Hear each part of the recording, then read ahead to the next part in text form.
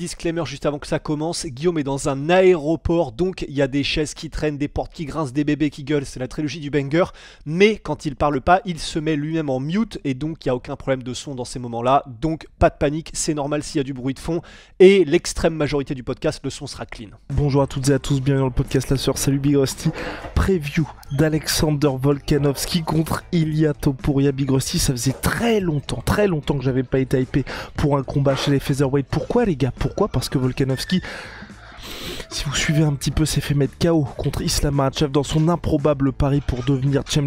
Oui, je suis dans un aéroport, c'est pour ça que c'est un petit peu le bordel. Et donc là, il revient dans sa catégorie dans laquelle il est maître. 0 défaite en carrière pour Volkanovski dans cette catégorie featherweight. Et là, il tombe face à Ilia Topuria.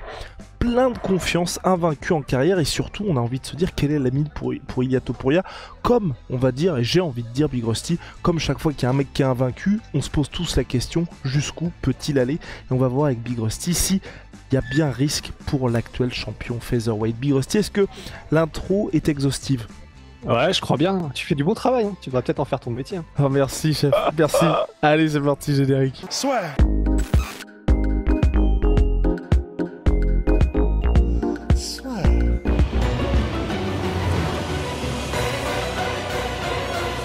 L'UFC sa vie plus fort avec BetClick. Big Rusty, avant de faire les pronostics, vous savez qu'on fait les pronostics à chaque fin de podcast, est-ce que je peux avoir les codes sur BetClick, Big Rusty, pour voir les forces en présence et surtout pour voir si, parce que j'avais vu ça, apparemment ils avaient tous les deux la même cote il y a quelques semaines de ça. Mais c'est ça qui est dingue, c'est qu'ils n'ont pas la même cote, mais Alexandre Volkanovski est à 1,80 et Topuria est à 1,90. C'est-à-dire que c'est vraiment du touche-touche et que selon en tout cas j'allais dire les beatmakers, les matchmakers, comment on dit?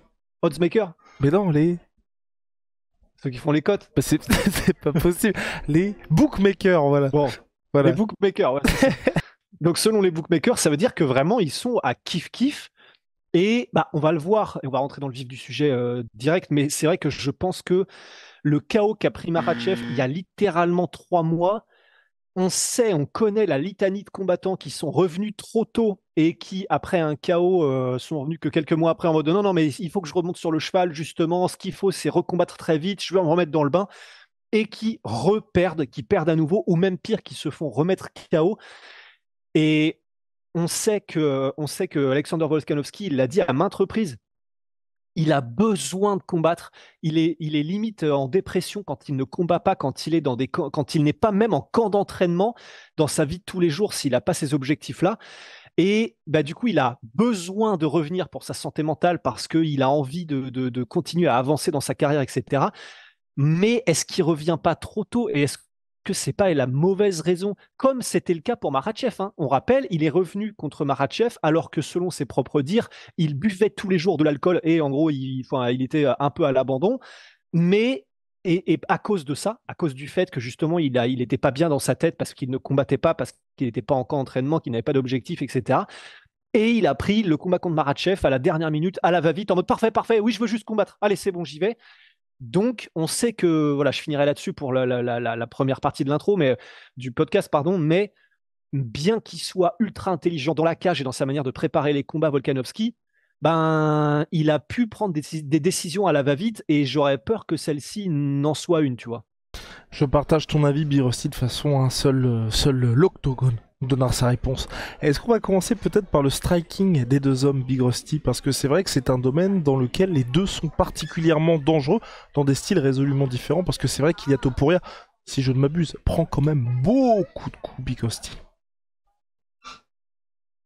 Alors oui, il prend beaucoup de coups, mais c'est parce qu'il aime être au contact, parce qu'il est essentiellement en anglaise. C'est-à-dire qu'il met de temps en temps des low kicks Ilia Topuria, et quand il les met, ils sont puissants, mais c'est quand même assez rare. Le style Topuria debout en striking, c'est vraiment quasiment exclusivement avec ses poings qui fait les dégâts, et donc il a besoin d'être assez proche de son adversaire, et donc forcément, comme il les stalk, c'est-à-dire que vraiment il essaie de les cadrer, il avance constamment vers eux pour essayer vraiment de petit à petit mettre la pression et les coincer contre la cage pour les mettre dans une situation où lui a un peu plus l'avantage parce que donc il leur coupe une retraite, c'est-à-dire il leur coupe la possibilité de reculer. Et donc, forcément, il a une distance où il prend aussi plus de coups parce qu'il avance, parce qu'il a une distance d'anglaise. Néanmoins, honnêtement, ses mouvements, que ce soit ses mouvements de tête ou ses mouvements de buste, son coup d'œil et son timing, notamment dans ses contres, font que, et en plus il a un très bon menton, font que même si il prend des coups, c'est vrai, de par son style, quand tu es à la distance d'anglaise, c'est quand même surtout toi qui es en danger. Parce qu'il a des combinaisons qui sont meurtrières, parce qu'on sait qu'il peut mettre KO en un seul coup et il l'a fait de nombreuses fois. Et vraiment parce que t'as pas vraiment le droit à l'erreur, quoi. La moindre ouverture, il va vite, il frappe fort, il a une belle précision et un bon timing. Donc, oui, il prend des coups, mais un, il peut les encaisser, et deux, ben, s'il prend des coups, ça veut dire que toi-même, tu es à distance d'en prendre, en fait. C'est con à dire, hein. C'est un peu comme à l'époque la méthode du catch and pitch de Justin Gaethje, où il attendait de se faire frapper dans sa garde pour savoir qu'il était à bonne distance pour te frapper en retour. Mais Big Rusty, Topuria, je te pose cette question-là, c'est pas du tout innocent, Big Rusty, parce que c'est vrai que mine de rien, il y a Topuria dans les adversaires qu'il a affrontés, même si on a vu petit à petit ça a certes monté en termes de prestige et en termes de difficulté sur le papier, j'ai l'impression que c'est la première fois qu'il affronte déjà un vrai gars qui a l'habitude de construire tactiquement ses victoires, et quand je dis tactiquement, c'est on va dire, même s'il doit s'imposer round par round, il le fera. Volkanovski, il l'a montré notamment contre Max Holloway, et donc forcément, t'es pas comme avec un Josh Emmett et avec des mecs comme ça, où forcément, t'as quand même ce côté, le chaos va venir. Et est-ce que le jeu qu'il a, Ilia Topuria, ça peut pas, malheureusement pour lui, faire que les rounds vont défiler en faveur de Volkanovski? C'est possible. Bah, en fait, justement, ça va vraiment dépendre de la manière dont je pense. Ça va plus dépendre si ça reste debout. Mais ça va plus peut-être dépendre effectivement de Volkanovski plus que de Topuria. Parce que tu vois, tu as cité le combat contre Josh Emmett. Le combat contre Josh Emmett, c'est 5 rounds où Topuria, il est à son rythme. Il fait ce qu'il veut, grosso modo, parce que c'est lui qui choisit les engagements, c'est lui qui choisit un peu le rythme du combat. Et grosso modo, il a pu faire 25 minutes tranquille parce que il avance tranquillement. Il n'est pas trop mis en danger par Josh Emmett. Il y a des échanges où ça claque, hein, c'est sûr, mais dans la majorité du combat, c'est vraiment lui qui dicte. Et il jab, ses jabs sont magnifiques. Il utilise ses feintes de jab. Enfin, littéralement, il pourrait presque gagner des combats qu'avec son jab, Topuria. Il utilise ses feintes de jab pour faire un peu paniquer et lire les réactions de ses adversaires. Et ensuite, soit du coup, il retime encore mieux ses jabs en les feintant ou en les doublant, soit en mettant un bras arrière. Mais c'est vraiment magnifique. Mais effectivement, pour répondre à ta question, quand c'est pas nécessairement lui qui contrôle le rythme du combat, ça peut être plus compliqué, notamment, et c'est là où c'est super intéressant, face à un gars comme Volkanovski, qui lui va pas laisser Topuria rentrer dans son rythme à lui. Il va feinter énormément, et on sait que Topuria est bon en contre, il a un très bon coup d'œil, mais le fait de les feinter, que ce soit, en anglaise, oui, parce qu'il a un très bon jab aussi, Volkanovski. Une fois qu'il aura réussi peut-être à installer son jab, les feintes marcheront mieux. Il va probablement aussi le harceler en low kick et peut-être en middle s'il est à bonne distance, Volkanovski. Et donc, effectivement, le côté Volkanovski qui va petit à petit, au fur et à mesure du combat, après avoir installé son jab et son low kick avant, parce que c'est vraiment les armes qu'il utilise pour construire, et ses feintes, ça va être la première fois probablement que Topuria effectivement tombe contre quelqu'un qui a autant d'armes, sait aussi bien les utiliser, fait mal et ne baissera pas de rythme sur les 5 rounds. Et c'est pour ça que je suis super curieux de voir ça effectivement, et notamment parce que je pense que une des clés peut-être du combat pour Volkanovski, c'est le cardio et le côté harcèlement. Parce que, et tout ça c'est lié dans le sens, Topuria tombe contre quelqu'un contre quelqu'un comme Volkanovski qui non seulement maîtrise toutes ses armes à la perfection et construit le combat, mais en plus, quand il le veut, il peut vraiment mettre le pied sur l'accélérateur pendant les 5 rounds. Et on a vu que ça faisait la diff, que ce soit par exemple contre Chad Mendes. Alors, c'est pas le même profil que Topuria, mais c'est un gars qui n'est pas forcément très grand, qui utilise beaucoup sa boxe anglaise, qui a une très bonne lutte et un bon sol. Et en fait, la manière dont il l'a battu Volkanovski, c'est qu'il l'a fait reculer et il ne l'a jamais lâché. Mais jamais, jamais, des feintes constamment qui fait que Mendes est constamment en train de se demander ce qui se passe, constamment en alerte, constamment en train de se demander qu'est-ce qui va, est-ce que c'est un low kick dive, est-ce que c'est un middle, est-ce que c'est un jab, est-ce que c'est une combinaison. Et ça, additionné au coup quand il passe, au coup au corps, au low kick, et additionné au travail notamment en clinch contre la cage, ont fait que, il me semble que c'est au deuxième round, mais que Chad Mendes était cuit. On sait que Chad Mendes, ça n'a jamais été le cardio, son gros point fort, mais pour le faire être complètement cuit en un round et demi, c'est quand même balèze. Et je mettrais ça en résonance avec le combat qu'a fait Ilia Topuria, je crois que c'était son premier à l'UFC contre Youssef Zalal. Et Youssef Zalal l'a fait travailler Topuria pendant les 3 rounds, au sol parce que Topuria voulait aller au sol, et debout aussi parce que Youssef Zalal, il est grand et puis il utilise son allonge et il se déplace beaucoup, etc. Et à la fin des 3 rounds, il était crevé, Topuria. Il commençait vraiment à puiser, il commençait vraiment à taper un peu dans le rouge, tandis que Youssef Zalal, d'ailleurs, pour le coup, lui, il était encore frais, et c'est simplement qu'il a eu une belle intelligence de combat Topuria et qu'il l'a amené au sol dans les toutes dernières secondes, mais c'est lui qui reculait et il était vraiment dans le mal. Donc, c'est pour ça que debout, très franchement, il y a un gros risque, bien sûr, pour Volkanovski de prendre une combinaison de l'enfer comme ce qu'a mis Topuria, par exemple, à Herbert, ou de prendre un énorme uppercut, de se faire salader en jab pendant les 5 rounds, et au fur et à mesure, il y a Topuria construit. C'est vrai et c'est possible. Et c'est très dangereux. Et notamment, Volkanovski, dans son combat contre Chad Mendes, prenait des énormes patates aussi.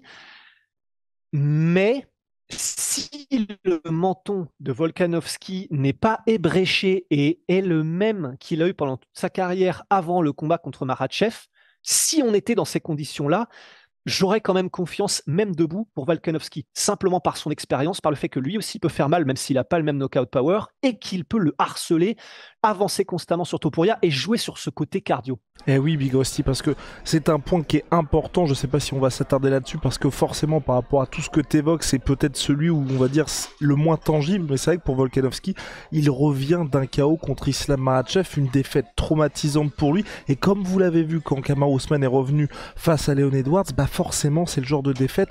On peut être dans des situations qui font que le corps est là, mais mentalement, tout ce qui vous fait que vous ayez 0,5 secondes d'avance d'habitude, là vous ne les avez plus. Et dans un sport comme le MMA où il y a tellement de paramètres, c'est vrai que pour Volkanovski, on peut être dans une situation où on va le retrouver un peu off, un peu pas le Volkanovski qu'on a l'habitude de voir, et ce sera peut-être pas forcément un déclin, mais c'est peut-être, mine de rien, le chaos qui date quand même d'octobre, et comme tu as dit, qui est assez récent, qui pourra peut-être faire qu'on a un Volkanovski qui sera pas le Volkanovski habituel et qui pourrait être dans des situations assez compliquées. Mais ce qui est difficile, c'est on ne sait pas comment il va revenir, et donc il n'y a rien qui peut nous faire dire on va avoir tel ou tel Volkanovski. Là on se base uniquement, et je pense que tu es d'accord avec moi, sur le Volkanovski qu'on a vu durant toute sa carrière jusqu'à maintenant.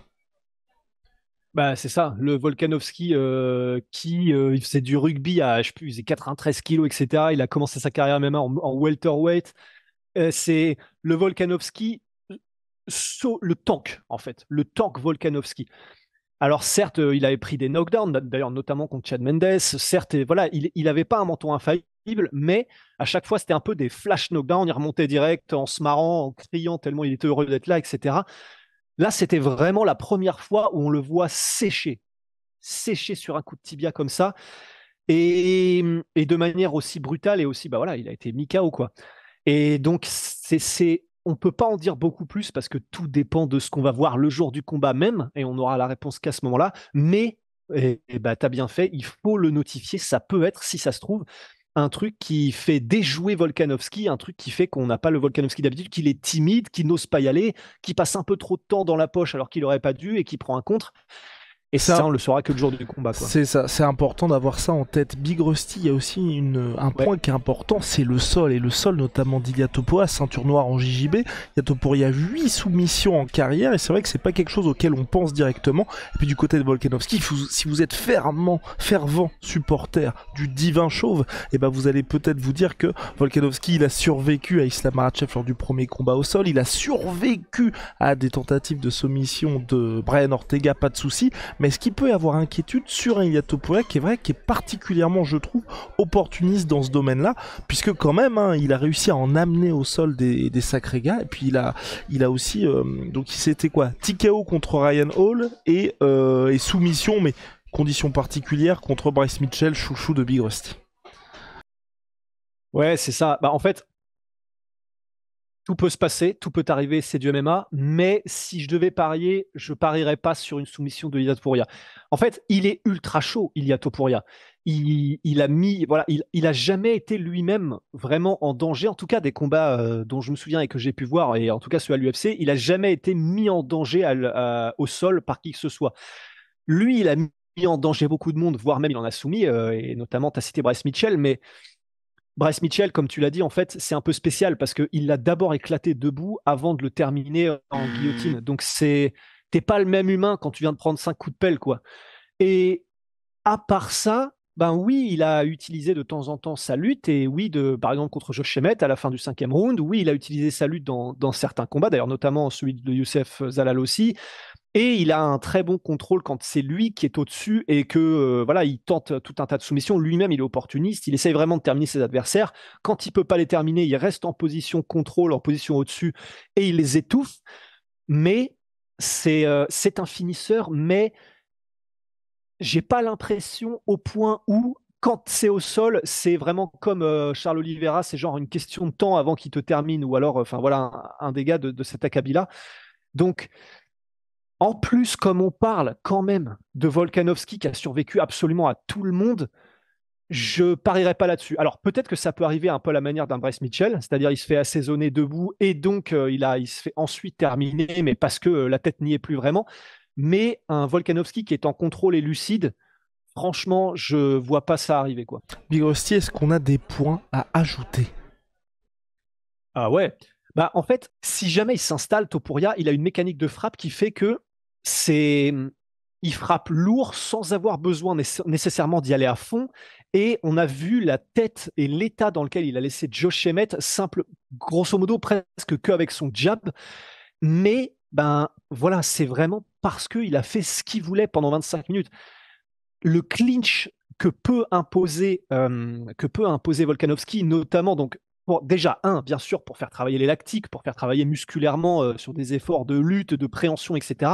En plus de ça, c'est ce qu'il a fait contre Chad Mendes aussi, Volkanovski, mais quand il presse son adversaire contre la cage, mettre des gros coups de genoux de porc, quand il ressort du clinch, y aller avec des petites combinaisons en anglaise aussi, mais vraiment ne pas s'arrêter.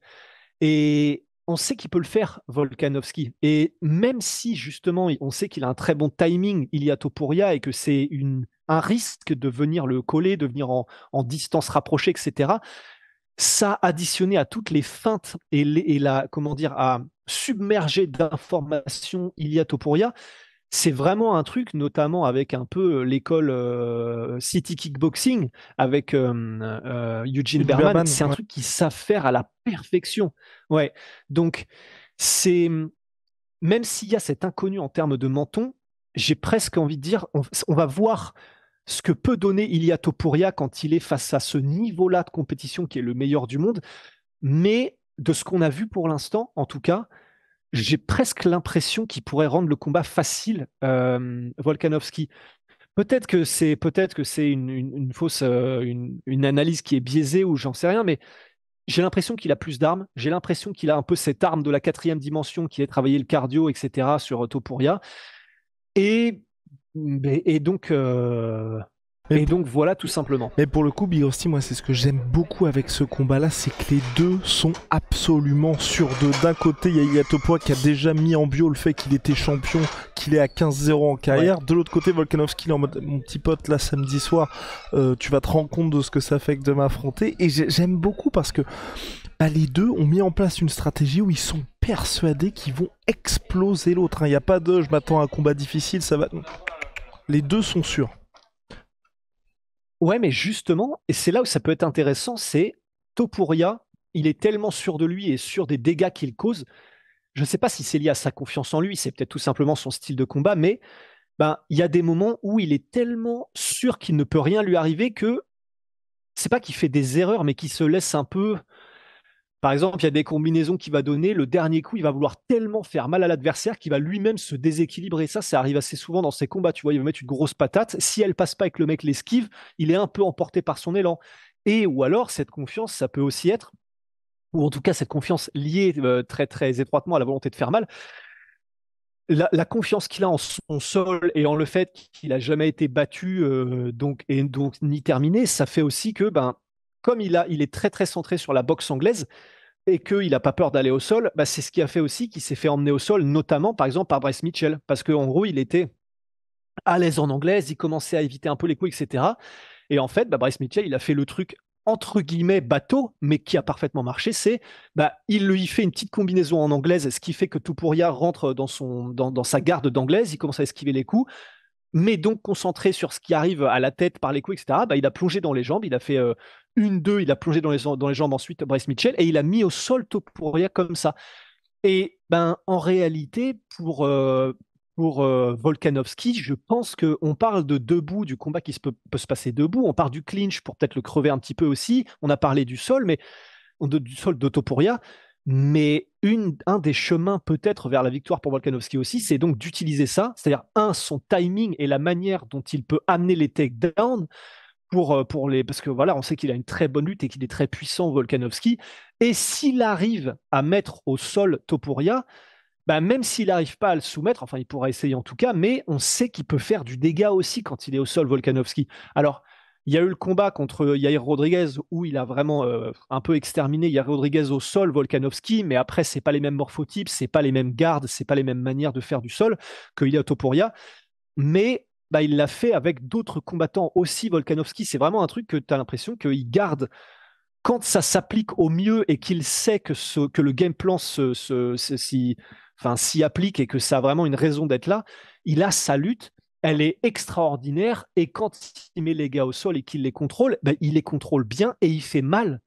Donc, même si on parle, ouais, c'est ça, du striking de Volkanovski qui est absolument somptueux, c'est peut-être par la lutte, les mises au sol et le contrôle qui peut aussi, gagner le combat, gagner les rounds, mais crever aussi Topuria et gagner le combat, quoi. Comme il l'a déjà fait par le passé. Entièrement d'accord, Big Rusty. Est-ce qu'on passerait pas au pronosticos? Bah ouais, hein. Eh ben, c'est parti, les gars. Los pronosticos. Alors, Big Rusty, quel est ton pronostic? Aura-t-on une 6e défense de ceinture de la part d'Alexander Volkanovski, champion depuis décembre 2019? Franchement, mettez un petit peu de respect sur son nom quand même à ce monsieur, ou bien est-ce qu'on va avoir un petit tremblement de terre? En fait, s'il n'y avait pas eu le KO de Makhachev, j'aurais été déjà encore plus confiant. Et s'il n'y avait pas, entre guillemets, cette confiance en lui qui fait douter tout le monde, moi-même, il me fait douter Topuria tellement il est certain de lui, tellement il a vraiment cette espèce d'aura un peu à la McGregor, tellement il a aucun doute dans son esprit qu'il va terminer Volkanovski. Et en plus de ça, il a le 14-0 pour prouver qu'il est légitime. S'il n'y avait pas ça et que c'était juste compétence contre compétence et ce qu'on a vu dans la cage, j'aurais eu tendance à dire que Topuria est extraordinairement bon, mais que Alexander Volkanovski est quand même au-dessus et qu'il allait normalement le battre. Donc c'est ce que je vais dire, mais en ayant un peu peur quand même d'une espèce de destin qu'a l'air d'apporter Topuria, tu vois. Donc je vais dire Volkanovski, je vais dire par décision, mais purée qui fait peur, Topuria. Je partage ton avis, Big Rusty. Et je vais être un petit peu plus offensif. Je vois une victoire de Monsieur Alexander Volkanovski par KO au 5e round. Wow. Oui, parce qu'il est extrêmement dur, il y a Topuria. KO ou TKO? KO. KO. Ah, je pense KO, Sivière, il n'y a plus personne pendant un petit moment.